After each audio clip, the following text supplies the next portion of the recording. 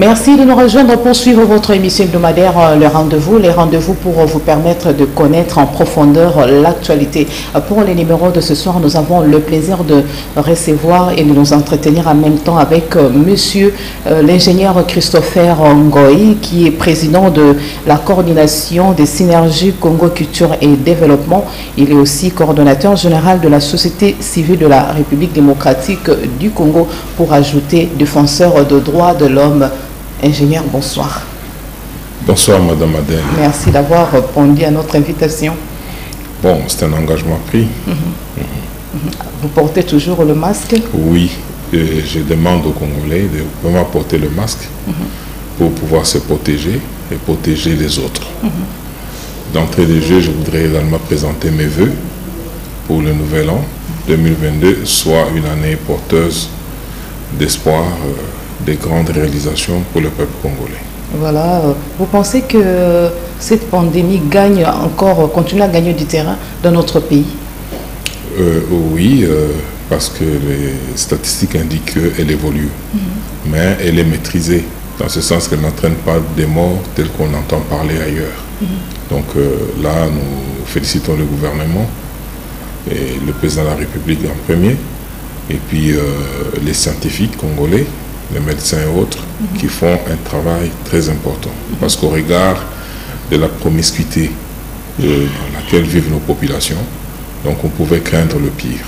Vous êtes impliqué de plein pied dans la lutte contre cette pandémie? Nous sommes, oui, relativement impliqués en tant que comité de gestion du Fonds de solidarité nationale contre Covid-19.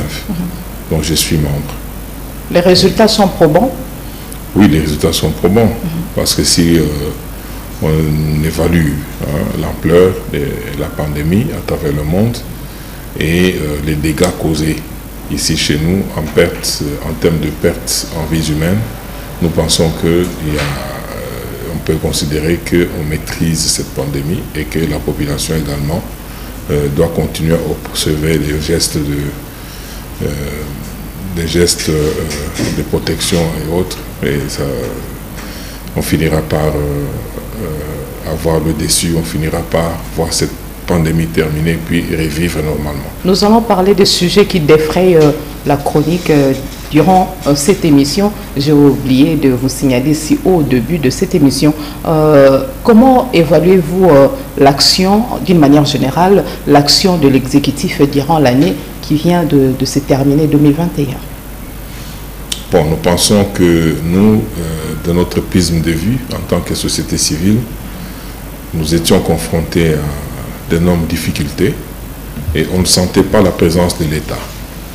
C'est-à-dire, les institutions, on ne les sentait pas tellement, mais depuis l'avènement de ce gouvernement, vous savez très bien qu'il est lui-même issu d'une action que nous avions menée, qui a mis fin à la coalition FCC-Cash, qui plombait l'action, qui plombait l'ensemble. Cette coalition était issue de l'édition dernière des élections, et les contingences ou la configuration au niveau de l'Assemblée nationale et partout ailleurs faisait en sorte que le gouvernement ne puisse pas faire fonctionner. La société civile avait été descendue sur terrain en demandant au peuple congolais d'adhérer à la signature d'une pétition qui a été adressée au président de la République. Et ce n'est un secret pour personne, tout le monde avait compris que l'action ou l'évolution politique de notre pays était plombée. Depuis lors, il y a eu cette fin. Donc on a mis fin à l'existence de la coalition FCC-Cash, qui a engendré une nouvelle configuration au niveau de l'Assemblée nationale et qui a pu également éclore donc ce gouvernement. Bon, dans l'ensemble, nous avons vu que ce gouvernement a travaillé et il faut aussi juger en considérant que l'ampleur du mal, l'ampleur des difficultés était telle que il fallait quand même que des gens de bonne volonté se mettent debout pour, dans un premier temps, remettre le pays sur les rails et créer des socles, créer des tremplins qui pourraient permettre un bon rebondissement. Et je crois que de ce niveau-là, aujourd'hui, on peut voir, tel que en termes d'évaluation, on peut voir les performances au niveau de la Banque centrale. On peut se dire il y a des réserves, l'échange, on peut voir des performances dans la manière dont notre monnaie se comporte sur terrain. Et bien sûr, il y a encore des atémoiements quant à réaliser des assignations sur le plan social qui nécessitent que les ministres s'activent. Et en dehors des ministres, il faudrait aussi que l'administration suive. Parce que les Chines... Des performances pas trop visibles. D'aucuns semblent dire que 2021, c'est une année où il y a eu trop de ratés, entre autres de promesses tenues, mais qui souffrent des réalisations. Oui, c'est vrai. Il y a eu des promesses. C'est au niveau des réalisations qu'il y a eu des atémoiements, je l'ai dit. Cela est dû au fait que lorsqu'on entre ou on se responsabilise, on est responsabilisé, il faut un temps pour pouvoir s'acclimater, pour pouvoir maîtriser. Et ce temps-là, s'il se fait sur fond des bousculades, des intrigues de toutes sortes, cela fait qu'il y a un peu de lenteur dans la mise en œuvre. Mais je crois que c'est normal, mais nous appelons l'équipe gouvernementale à se grouiller, à se ramasser, à s'efforcer pour faire évoluer les choses en 2022, pour que toutes les assignations, parce qu'il y a quand même certaines choses qui devaient être normalement terminées. Et puis lorsqu'on dit, voilà, on va boucher les trous, il faudrait que, bon, bien sûr, j'ai vu qu'on est en train de s'activer maintenant, mais il faudrait qu'au bout d'un temps, qu'on sente qu'on circule sur la ville ici, il n'y a plus de trous. Oui. Je veux que vous puissiez insister ou marteler là-dessus. C'est une année nouvelle, une année préélectorale.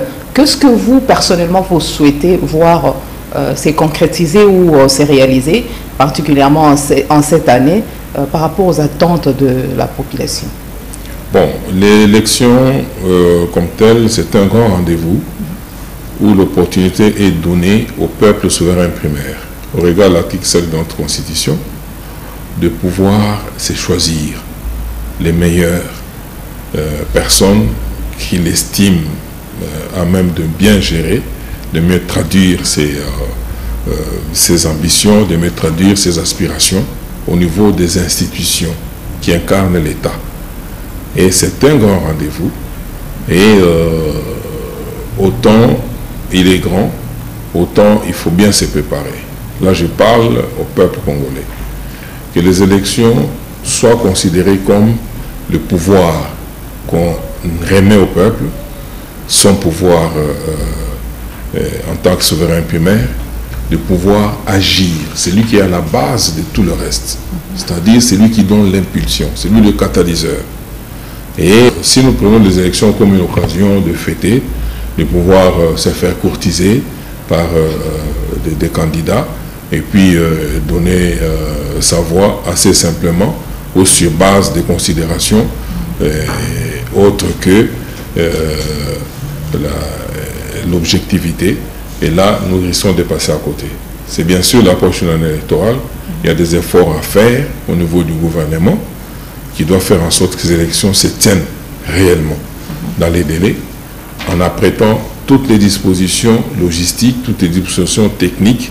Et de l'autre côté, il y a aussi la préparation. Il faut instruire, il faut éduquer à travers une approche civique et la population à pouvoir comprendre ce que c'est des élections, à pouvoir faire un choix donc judicieux. C'est à ce moment-là que, dans l'ensemble, on pourrait espérer qu'en 2023, on aura une nouvelle, pourquoi pas renouveler la classe politique.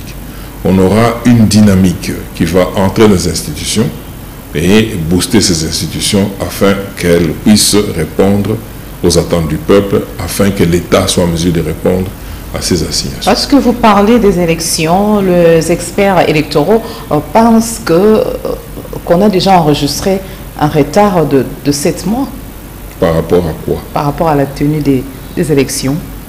Non, moi je pense que il ne faudrait pas se mettre ou effaroucher et les institutions et la population inutilement. Aujourd'hui, bien sûr, on a mis beaucoup de temps à mettre en place le bureau de la CENI, le nouveau bureau. Et on y est parvenu quand même. Et il est question maintenant de réunir tous les moyens. C'est une question de moyens. Si les moyens sont vraiment réunis, bon, les autres conditions, c'est question de mettre ou d'engager beaucoup de techniciens, beaucoup de praticiens, beaucoup d'acteurs sur terrain, et ils vont faire en sorte que ces élections se tiennent dans le délai. C'est une question de moyens. Mais dire qu'on est déjà en retard de 7 mois, par rapport à quoi? Parce que les élections, chaque édition est... Il y a les étapes bien liées à la tenue de ces élections qui ne sont pas respectées. Oui, mais nous ne partirons pas du néant. Là, vous faites allusion peut-être à l'enrôlement, l'identification. Et tout. Donc, il y a l'actualisation du fichier électoral qu'il faudrait faire. Et je crois que, ayant fait cela en 2006, en 2011, il y a des gens qui sont rodés déjà en cette matière. Une cartographie, oui, qui pourrait faire ce travail. Et la population elle-même va s'y prêter. Parce qu'elle connaît déjà de quoi ça retourne. Elle va s'y prêter à pouvoir faire en sorte que ça aille le plus rapidement possible. Donc, dans une année, avec le temps qui nous reste, vous pensez que pour la RDC, qui est un pays à la dimension d'un continent, ça va se passer sans problème? Ceux qui pensent qu'il y a retard, ils ont quand même à moitié raison. Et si réellement il y a retard, vous envisagez, il faut envisager déjà quel scénario? Les dialogues, par exemple? Je voudrais ici dire que l'équipe qui est en place, c'est une équipe envoyant le président, M. Kadima, et le bureau d'appoint. Je crois que c'est une équipe qui peut mieux faire. Je voudrais également ici éviter qu'on puisse anticiper ou prêter le flanc à ceux qui pensent, qui jurent sur la non-tenue des élections et qui veulent déjà anticiper quoi? Qu'il y ait négociation, qu'il y ait dialogue, des choses comme ça. Moi, je crois que c'est des choses qu'il faudrait éviter. Dans l'entretemps, nous appelons République démocratique du Congo. La démocratie fait partie de notre identité. Et nous pensons qu'il faudrait qu'on s'active à pouvoir nous habituer à tenir des élections dans les délais et que les gens considèrent que si vous n'êtes pas élu, vous ne pouvez pas accéder à certaines responsabilités. L'article 5 de notre Constitution le stipule clairement. Et il ne faudrait pas qu'il y ait des gens qui ne veulent pas travailler, qui ne veulent pas se mettre en phase, qui ne veulent pas approcher la population, qui ne veulent pas se faire aimer, se faire accepter par la population. Mais dans l'entretemps... Qui chercheraient à aller sur des tables de conciliabule et puis arracher une parcelle de pouvoir. Je crois que dans l'entretemps, la partie Est demeure dans l'insécurité malgré l'état de siège et la mutualisation de forces. On demeurera longtemps dans cette situation, vous ne trouvez pas? Oui, moi je crois que le mal est si profond qu'il faudrait quand même un peu de temps. Mais il y a des avancées significatives. Je voudrais ici remonter au passé. Vous savez, madame, nous étions insurgés. À cette époque, en tant que Synergie Congo Culture et Développement, lorsque le pasteur Ngoï Mulunda a sillonné le pays, 100 $, des billets de 100 $ en main, en train de remettre aux Congolais pour récupérer ce qu'ils avaient comme armes. Et il avait fait une opération d'une intelligence maléfique qui a récupéré toutes les armes, les moyens de protection que les Congolais pouvaient avoir. Et c'est ainsi qu'une fois rassuré que les Congolais n'avaient plus de quoi se protéger, on a vu se répandre cette activité des rebelles qui ont mené des actions sur terrain avec des exactions inimaginables. Et aujourd'hui, on ne sait pas remettre les armes aux Congolais. Il faudrait que les institutions publiques, c'est-à-dire l'État avec ses forces armées, puissent assumer leurs responsabilités. C'est une tâche très compliquée. Et il faudrait qu'il y ait une occupation drastique de tout l'espace et le contrôle également. Ça va se passer comment? Je me dis, comment est-ce que tout peut se passer en toute quiétude dans notre pays au moment où il y a des différends à la présidence, on sent qu'il y a des pépins entre les conseils du chef de l'État et les ministres et tout. Il y a des mini-gouvernements au sein de la présidence et consorts. Donc il y a à manger, à boire dans ce dossier. Bref, il y a des différends en ce qui concerne ceux qui nous dirigent. Voilà. Bon, écoutez, moi je sais que la configuration actuelle du cabinet du chef de l'État a été calquée, pour ne pas dire dictée, par celle du pouvoir précédent. On n'a rien inventé. Alors, la propension a toujours été de faire en sorte que le président de la République, qui est le chef du gouvernement, puisse avoir, en dehors du gouvernement, tous les leviers à sa disposition. Et dans chaque secteur d'activité. Et c'est cette dynamique, c'est cette dialectique entre le président de la République et les ministres et le gouvernement qui fait en sorte que, ou qui devrait faire en sorte que les actions à mener puissent être réellement concrètes. Et s'il y a des mésententes, s'il y a des échanges tels que vous êtes en train de dire, qui sont un peu musclés, je crois que cela répond à la dynamique. Il y a pléthore à la présidence pour rien. Les conseillers qui ne facilitent pas la tâche au chef de l'État. La communication pose problème. Les messages du chef de l'État ne sont pas bien relayés. Ces conseillers pléthores ne facilitent pas la tâche aux membres du gouvernement de travailler en tout ce qui est étude pour que les résultats soient probants. Nous allons où avec cette réalité? Bon, moi je pense que la présidence de la République n'a pas une administration à proprement dire. Son administration s'articule autour des conseillers, donc du directeur des cabinets, avec son équipe et tous les conseillers qui ont des responsabilités dans plusieurs aspects, même au-delà, dans plusieurs aspects de la société, même au-delà de la configuration du gouvernement. Il y a des aspects que le président de la République ou la présidence gère, mais qui n'ont pas des ministres ou des ministères au niveau du gouvernement. Et cela est dicté par le besoin d'efficacité. Ça, c'est de un. De deux, moi je pense que le cabinet du président de la République ou la présidence en soi n'est pas une agence publicitaire. Pour être là, chaque fois qu'on pose un petit acte, il va des gens qui passent dans les médias pour amplifier et tout ça. Même nous, population, nous trouverions ça inadapté, inapproprié. Non, c'est pas amplifié. Moi, je pense que... Lorsque le chef de l'État a un exemple à l'appui, oui, il a fait son adresse à la nation, l'information devait être relayée au quotidien pour permettre à la population de comprendre la quintessence du message du chef de l'État. Ce qui ne se fait pas, ce qui ne se fait presque pas. Moi, je pense que nous avions compris ce que le chef de l'État avait dit. Nous avions compris parce que ce discours était très attendu. Et le peuple avait compris. Mais je pense, parce qu'il ne faut pas demander une chose et son contraire. D'aucuns veulent que le chef de l'État soit en campagne de manière permanente.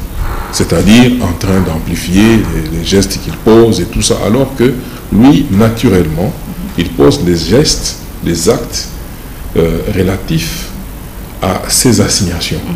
C'est ça son travail. C'est comme vous, vous êtes journaliste. Mais si en dehors du travail que vous faites, vous aviez une propension à dire aujourd'hui j'ai reçu Christopher, vous voyez, nous avons parlé et tout ça, alors que les gens, les téléspectateurs vont suivre cette émission, cette interview, nos échanges, mais si à côté de cela, à côté du contenu, vous êtes en train d'amplifier et de vous encenser, voilà, ça serait de trop. Moi, je crois que ce qui est fait, j'étais en tournée avec le président de la République. J'ai eu le temps de me faire une idée sur sa pensée. Vous êtes allé un peu vite en besoin. C'est ça la question que j'allais vous poser tout à l'heure, parce que vous étiez de la partie... Non, parce que vous parlez de la présidence. Oui, les chefs de l'État a séjourné dans les grands Kasaï. Alors, quel est l'enseignement? Qu'est-ce que vous avez retenu de cette tournée? Oui, j'étais en retrait, bien sûr, en train de voir de constater si réellement il y a osmose entre lui, le chef de l'État, et la population. S'il y a une intelligence en train de voir, parce qu'à chaque étape, il a eu à produire, à s'entretenir avec la population, et dans son speech, il a eu à aborder certaines questions d'intérêt national. Et c'était très intéressant de suivre tout cela. Il était encore réellement intéressant d'écouter la population après avoir écouté le chef de l'État. Qu'est-ce qu'elle pense, qu'est-ce qu'elle voit, qu'est-ce qu'elle elle garde comme conviction, et est-ce qu'elle a été apaisée, elle a été rassurée. Bon, ça m'a beaucoup intéressé, mais j'ai constaté, ça je peux vous le dire, sans me tromper, qu'il y a une grande complicité entre le chef de l'État et la population au niveau de la base. Je peux vous dire que je connais le chef de l'État avant qu'il soit président.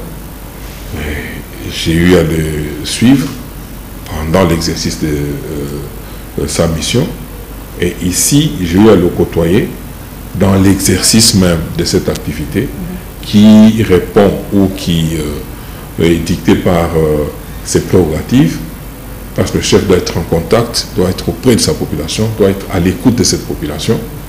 Mais j'ai trouvé que c'est un homme extraordinaire. Mais il y a moyen de remonter la pente, parce qu'il y a beaucoup de problèmes. La population vit la morale en berne. Pourquoi? Parce qu'il n'y a pas de routes, il y a des têtes d'érosion. En tout cas, tout est par terre, tout est foutu dans ces provinces. On sait même que le chef de l'État est originaire de Kasaï. Il a semblé dire des histoires que nous allons évoquer tout au long de cette émission. C'est déplorable en quelque sorte. Parce que moi je me dis, dans un premier temps, le chef de l'État n'a pas été bien accueilli. C'est après explication que la population de Kasaï a pu bien l'accepter. Non, moi je vous dirais le contraire. Ce qu'il a fait, il devait faire ça au début. Avant même qu'il ait parlé, j'ai vu des masses, des foules déchaînées, et qui... vous savez, le peuple qui se plaignait, le chef de l'État semble les abandonner à leur triste sort. Comme vous, j'avais cette appréhension. J'avais cette appréhension. Mais j'ai vu des gens, des Africains, des Congolais, qui se sont dit, c'est notre chef qui vient, aussi bien du pouvoir que de l'opposition, qui se sont déplacés pour dire, voilà, c'est le chef de l'État qui vient. On lui réserve d'abord un accueil délirant. Et ça, je l'ai vécu. Et après qu'on l'écoute, et puis qu'il nous écoute aussi. Et là, j'ai vécu, le président a parlé, et il a pris le temps d'entendre les gens. Même pendant le meeting, il a demandé que les gens puissent s'exprimer, puissent poser des questions, sans sujet tabou. Et en dehors de ça, il a même demandé que ceux qui n'étaient pas, qui n'ont pas eu l'opportunité d'exposer leurs problèmes, il devrait consacrer un temps à écouter. Il a reçu des comités qui sont venus lui exposer des problèmes et tout. Et ça lui a pris tout le temps. C'est pas ça ce qu'il devait faire au début de son mandat. S'il avait procédé de la sorte tout au début, il aurait épuisé ou apuré la dette de toute le province de la RDC. Ici, je voudrais vous dire que le président, lorsqu'il est passé président, bon, il avait l'état des lieux, il avait un discours et des assignations. Au-delà ou parmi les assignations, il fallait tirer ce pays de l'enclavement diplomatique, l'enclavement politique. Et ça, c'est quelque chose qui a été entretenu sciemment pendant de très longues années. Et il s'est attelé à pouvoir le faire, et il l'a fait. Nous l'avons tous constaté qu'il a beaucoup voyagé, et aujourd'hui on parle quand même du Congo dans beaucoup d'instances au niveau international. Et il est revenu maintenant parce que là c'était une opportunité. Il est monté, il est passé président, vice-président de l'Union africaine, et puis président de l'Union africaine, et il fallait saisir cette opportunité à fond. Il ne faut pas d'abord commencer par harmoniser en interne. En interne, il avait tout le temps pour pouvoir le faire. Parce que, je dis bien, c'est une opportunité qu'il fallait saisir au bon. Et il ne fallait pas d'abord s'attarder en interne et puis revenir lorsqu'on n'est plus président de l'Union africaine, lorsque l'opportunité ne serait plus là, pour commencer à faire quoi? Et je crois que sa tactique était bien renseignée et bien élaborée. Et en interne, oui, le Congo était tombé très bas. Très bas. On nous a promis des milliers d'écoles ici, mais rien n'a été fait. On a promis des routes, rien n'a été fait. Il y a des Chinois ici qui sont en train d'écumer nos minéraux par tonnes, par milliers de tonnes. Mais en retour, c'était des contrats lyonnais qui n'ont rien apporté au peuple congolais. Et aujourd'hui, et le peuple congolais, et lui, le président de la République, tous avons constaté que le pays était complètement délabré. Et lorsqu'il part, il n'est pas abandonnaire des leçons. Il part, moi je l'ai suivi dans ses messages, il a présenté très souvent des excuses, il a expliqué pourquoi il a pris de temps avant de venir faire l'état des lieux, il a expliqué ce qu'il a pu entreprendre d'abord depuis lors jusqu'à présent, et ensemble, il a dit qu'il a constaté. Oui, effectivement, il a constaté. Mais si dans le Grand Kasaï, il n'était presque pas le bienvenu, le chef de l'État, et dans les restes de province. Moi, je ne comprends pas lorsque vous dites qu'il n'était pas le bienvenu. Parce que j'étais là. Et parce qu'il a dit convaincre. Non. Avant même qu'il n'ait parlé, on lui a réservé un accueil. Les calvaires est sans précédent. Alors, oui, la population ne mange pas sa faim, il n'y a pas d'eau, il n'y a pas d'électricité, pour ne parler que de Moi, j'ai vu des gens... Le Grand Kasaï est buté, c'est le problème d'infrastructure. Madame, ça sont des réalités du Congo. Okay. Il n'y a pas de l'eau, il n'y a pas d'électricité, on ne peut pas faire ça en un laps de temps. Mais il y a des bases qui sont lancées pour pouvoir le faire. Il y a la volonté pour pouvoir le faire. Il fallait commencer par quelque part, n'est-ce pas qu'il fallait commencer par ça? Bon, ça c'est selon vous. Mais moi je pense que ce qu'il a fait est mieux. Pourquoi? Parce qu'il fallait sortir le Congo de l'isolement, de l'oubli. Et immédiatement après, s'appelait maintenant à remettre les infrastructures en état et puis réhabiliter tout ce qu'il faut réhabiliter, qui ne l'a pas été fait depuis des décennies. Donc, je crois que c'était une bonne tactique. Alors, vous dites qu'il a été mal accueilli, mais moi je vous dis non. J'étais sur terrain. Je n'étais pas lié à ses côtés. Expressement, j'ai voulu être dans la foule. La population est venue pour se plaindre. Personnellement, je crois que vous ne m'avez pas vu, vous ne me verrez pas sur les caméras. Moi, j'étais dans la foule. Je voulais écouter la population. Je voulais voir ce qui est en train de se dire. Qui présentait leurs désiderata. Qui présentait leurs désiderata avant le discours, avant l'accueil et après. Moi, je peux vous dire qu'il y a une très grande complicité et c'est un exercice très important pour la nation. Parce que beaucoup de gens, il est allé dans un endroit où aucun président de la République n'a jamais mis ses pieds. Et ces populations étaient émerveillées. Il a fait la route de longues distances. Et c'est très éprouvant de voir que après avoir fait cette route, une route complètement délabrée, il revient et très tôt matin, il est debout, il doit recevoir les gens avec une lucidité qui m'a personnellement épaté. Et j'ai passé beaucoup de temps quand même avec lui pour échanger et voir le fond de sa pensée. Mais je peux vous dire que c'est une chance d'avoir quelqu'un au sommet de l'État qui dort, qui se réveille avec le souci du bien-être du peuple, de son peuple. C'est vraiment une chance. C'est une chance d'avoir quelqu'un qui ne cherche pas à se justifier, qui reconnaît là où il y a des faiblesses, il reconnaît là où il y a des faiblesses, et quelles sont les voies pour pouvoir faire mieux. Et j'ai rencontré quelqu'un qui, en toute modestie, se met face au Dieu créateur pour l'implorer afin qu'il puisse aider ce pays, aider son peuple. Et ça, je l'ai vécu dans le réveillon de Nouvel An que nous avons passé ensemble. Et en prière, d'aucuns auraient pu profiter du réveillon pour sabler du champagne et tout ça. Nous avons passé ce réveillon en prière. Ingénieur Christopher Ngoy, Félix Tshisekedi a tourné dans les Grands Kassai. Sans cesse, il utilisait la phrase « Vous êtes mon sang, je suis chez moi », un discours qui met mal à l'aise les Congolais des autres provinces personnellement. Quel contenu donnez-vous à ces propos? Vous êtes mon sang, je suis chez moi. Non, moi je crois que ce sont des critiques qui m'étonnent, qui me surprennent. C'est comme vous ici. Vous travaillez, vous vivez dans une communauté professionnelle et le soir, vous rentrez chez vous, dans votre famille. Et je vous trouve chez vous, vous me dites, bon, écoutez, ici, je suis en famille, je suis Madame Adèle, journaliste de grande renommée, mais ici, je suis en famille, voilà mes parents, voilà. Donc, chacun a un chez soi. Ça, c'est connu. Cela ne voudrait pas dire que parce que vous êtes originaire de quelque part, vous avez une famille biologique, vous avez une communauté d'origine, que vous n'êtes plus membre de la communauté.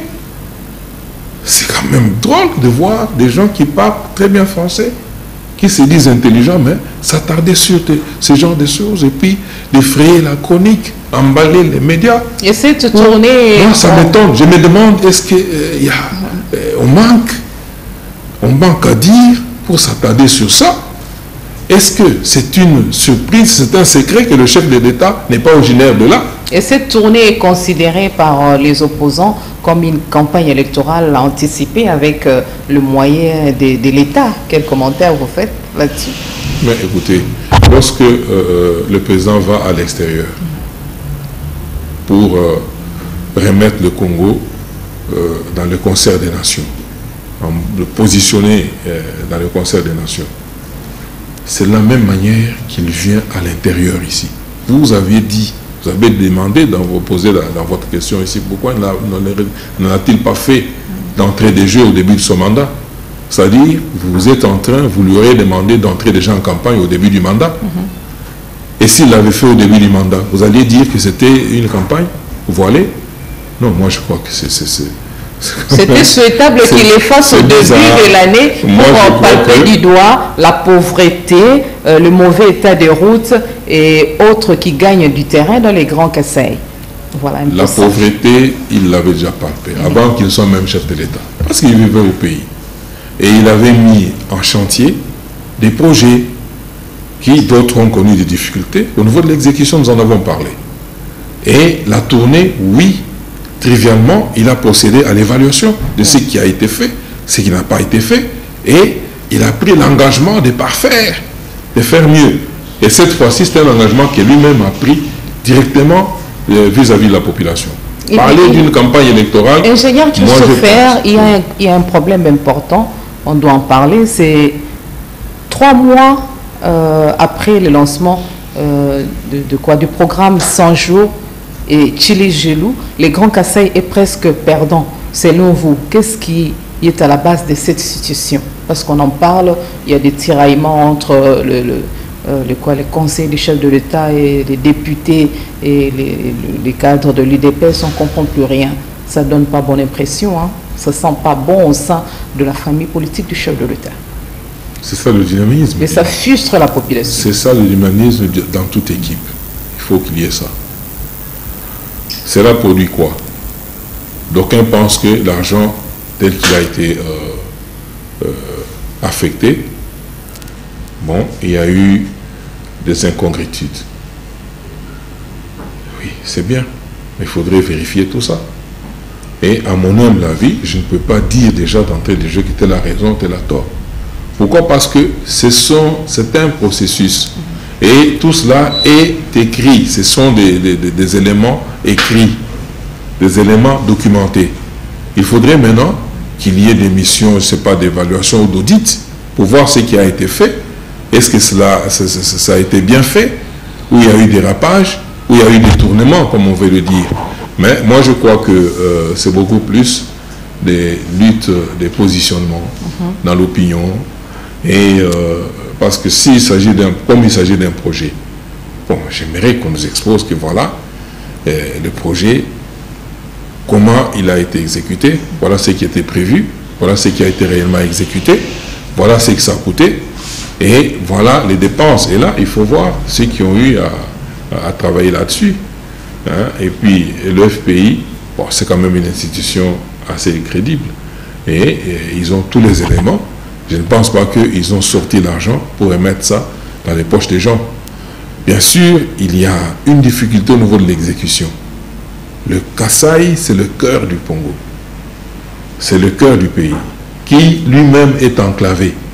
D'où, si vous voulez vraiment entreprendre son développement, il faut commencer par réhabiliter les voies de communication. Pour transporter, tout vient de dehors. Le ciment vient de dehors. Tout le reste, même les tôles, il faut transporter tout ça, acheminer ça là-bas. Avec le mauvais état des routes. Mais avec ce dispute, avec le manque d'eau. Avec ces disputes musclées, des échanges musclés enregistrés entre le membre de l'UDPS et des disputes et consorts, ça prouve à suffisance que les peuples d'abord, c'est juste un slogan. Non, non, cela vérifie au contraire le dynamisme de l'équipe ou de la famille. Si dans une famille, d'aucuns peuvent déjà se remettre en cause ou se dire, voilà, moi, mon frère, je pense qu'ici, vous n'avez pas mieux fait. Donc, il fallait faire ceci. Et l'autre dit, non, moi, je crois avoir bien fait. Bon, cherchons quelqu'un pour nous départager. Et c'est ce qui est même souhaitable. C'est ce qui est souhaitable. Au lieu d'avoir une équipe telle qu'on a connue ici, tout le monde vole. Tout le monde se met à voler. Personne ne respecte, personne ne condamne l'autre pour dire, non, écoutez, là, ça sent mal. Bon, ça, le rayonnement, c'est vraiment quelque chose de mauvais. C'est comme une équipe de football. C'est comme une équipe de foot. Prenons le cas d'une équipe de football qui a des joueurs sur le terrain, d'autres sur le banc. Bon, est-ce qu'il faut s'agiter quand l'entraîneur se met debout pour parler, de changer de système de jeu ou de style de jeu? Et est-ce qu'il faut s'agiter pour ça? Non, l'entraîneur, à tout moment, il peut se dire, je change de style de jeu, compte tenu des difficultés face à l'équipe adverse. Avec le même joueur. Avec le même joueur, faire entrer d'autres, faire monter d'autres sur le terrain, ça c'est fait. Bientôt la CAN va commencer. Vous verrez cet exercice-là. Ça ne va rien provoquer comme difficulté. Si le président de la République estime qu'il peut changer certains éléments de l'équipe, ou il peut changer toute l'équipe pour aligner l'autre, tous, on est au service du peuple congolais et cela se fera dans l'intérêt supérieur du bien-être de la population. Voilà, Claire Kopp, dans un livre d'images. Voilà, parlons autre chose. Est-ce qu'on peut en savoir plus sur l'évolution de votre action en justice contre l'ex-patron de l'ANER? Ah, le fugitif. Bon, moi, je l'attends. L'homme est toujours en cavale. Il est toujours en cavale. J'entends les avocats débiter des inepties dans tous les sens. Voilà, ceux qui s'étaient plaints ne se laissent pas voir et tout ça. Mais moi, je suis là. Vous me voyez, je suis devant vous. Invitez M. Kalev à venir ici devant vous pour vous parler, il ne viendra pas. Et s'il est en cavale, c'est-à-dire qu'il est conscient de ce dont mais ce procès donne l'impression à donner raison à l'ex-patron de l'ANER, la manière dont les choses semblent évoluer. Quel procès? On parle de quoi? Du procès avec le patron de l'ANER. Lui donner raison. Les procès vous lignent, vous, au patron de l'ANER. Mais pas du tout. N'est-ce pas que ça tend vers lui donner raison? Moi, j'ai fait une déposition au TGI de Matete, qui avait appelé M. Kalev. Et il ne s'est jamais présenté. Souvent, c'est des cours et tribunaux. Il y a eu d'autres amis qui ont initié d'autres actions ici à la Gombe. Bon, ça, je ne suis pas ça tellement de près. Et M. Kalev ne s'est jamais présenté. Il avait même lui-même initié une action directe au tribunal de paix de la Gombe. De la Gombe. Il ne s'est jamais présenté. Et il essaie d'entretenir une confusion et nourrir l'opinion avec des mensonges. Ou dire que voilà, il est absous, mais moi qui suis ici devant vous, mais j'attends M. Kalev, parce que M. Kalev m'a arrêté. Il m'a fait torturer. Et lui-même était informé seconde par seconde, et même pendant les auditions. Pourquoi je ne parle pas de ceux qui m'ont auditionné? Pourquoi je ne parle pas de Mike Mikombe? Pourquoi je ne parle pas de Madame Capitaine Georgette? Elle est maintenant major ou quoi? Que je connais, qui sont très dynamiques dans la torsion. Et vous avez passé... C'est des gens qui travaillaient comme on est là. 19 ans dans les géants... 19 mois. C'est comme on est là. C'est comme nous sommes là. Parlez-nous un peu de on est en train de m'auditionner. Et à chaque minute, M. Kalev appelle. Est-ce que vous avez demandé ceci? Est-ce que vous avez... Et M. Kalev lui-même, on m'amène, on m'enlève d'abord parce que c'était un enlèvement. On m'amène dans les bureaux de M. Kalev, dans les géoles, dans ces installations. Et là, qu'est-ce qu'on monte? On va dresser des détenus qui étaient dans une cellule, dans un cachot. Il y en avait plus de 100. On va les dresser contre moi, en leur disant, écoutez, nous allons vous amener un gangster qui a semé la pagaille dehors, qui fait que les inspecteurs et les OPJ ne puissent pas venir afin de pêcher le dossier. Et dès qu'il entre ici, il faut l'agresser. À 1h du matin, j'entre dans cette cellule, je suis surpris de constater que tout le monde est debout à 1h du matin et agglutiné à l'entrée. Bon, comme je m'attendais à tout, je suis entré courageusement. Je me suis frayé un chemin. Une fois de l'autre côté, je me suis retourné. On a commencé à se regarder. C'est alors que parmi eux, un va lâcher. Est-ce que ce n'est pas vous, M. Christopher? J'ai dit oui, c'est bien moi. Mais vous êtes défenseur des droits humains? J'ai dit bien sûr. Mais qu'est-ce que vous êtes ici? J'ai dit on m'a enlevé. L'autre dit ah donc c'est de vous qu'on est venu nous parler ici. Bon, ça c'est fait par M. Kalev avec son directeur de cabinet. Et voyant que ces gens ne m'ont rien fait. Parce qu'ils m'ont demandé, mais qu'est-ce qu'on fait? Voilà, dans ce cas, qu'est-ce qu'on fait? J'ai dit, prions. Ils se sont mis tous à genoux, on a commencé à prier. Avec leur caméra et tout, ils ont compris que j'ai dompté la salle. Alors, ils sont venus m'extirper la nuit pour m'amener ailleurs. Et là, je ne m'irai pas m'étendre sur ce qui s'est passé de l'autre côté. Monsieur Kalev est un tortionnaire. Voilà, les messages. Vous m'énervez quand vous me parlez d'un Kalev qui se plaint, qui dit que... non, mais là, c'est vraiment méchant. Christopher Ngoï, vous êtes activiste de droits de l'homme. Un rapport publié révèle durant l'année 2021, il y a eu une quarantaine d'exactions en République démocratique du Congo. La question des droits de l'homme n'a pas trop évolué sous ces régimes. On parle de l'état de droit. Ce que nous avons connu avec le régime précédent, ce que je vous dis là, c'est du vécu. Aujourd'hui, on n'enlève plus les gens. Si on enlève les gens, ce sont des éléments incontrôlés, ce sont des bandits, des voleurs qui enlèvent les gens des taxis, qui vont les dépouiller. Ce n'est pas dans les bureaux à la direction générale de l'ANER où l'on amène quelqu'un et puis on dresse des détenus contre lui et tout. Mais il y a eu des violations graves. Il y a des gens qui sont dans les fosses communes, au moment où nous parlons ici, qui n'ont pas eu cette chance comme moi et qui sont enterrés. Et oui, bien sûr, l'état des droits fait son bonhomme de chemin. Et il y a les exactions, on ne peut pas dire qu'on est tous des saints. L'état de droit installe vraiment qu'on entre dans le paradis. Non, c'est un exercice à faire.